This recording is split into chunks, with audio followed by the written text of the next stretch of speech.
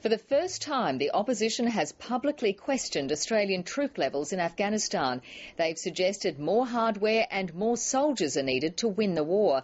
Afghanistan dominated Parliament in other ways too. The government announced it will lift its ban on processing Afghan asylum seekers, suggesting that more of them will be sent home. Chief Political Correspondent Mark Simpkin reports.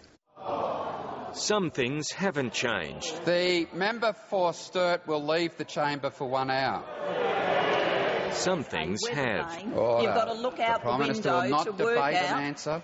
And unlike the last Parliament, question time generated genuine news. After close and careful consideration, the government has formed the view that we should lift this suspension. And I'm announcing that that will occur effective immediately. The government imposed a freeze 6 months ago. Afghan asylum seekers have been in limbo since then.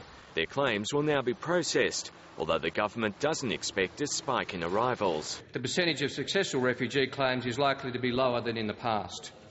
Those Afghans who are found not to warrant protection will be returned to Afghanistan, consistent with Australia's international obligations. Nearly 5,000 asylum seekers are in detention, around half are Afghan. This was a ridiculous policy that has filled up our detention network, putting it into crisis at significant expense for the Australian taxpayer. It was neither practical nor humane, and of course was never going to work in the long term. Afghanistan's still deadly dangerous. This year, 10 Australian troops have died. The coalition thinks the government should increase its commitment. I've suggested helicopters to provide air support. I've suggested tanks to provide armour on the ground. I've suggested combat engineers. I've suggested another mortar section. In other words, 300 to 400 extra troops. And I don't think that's very many, really.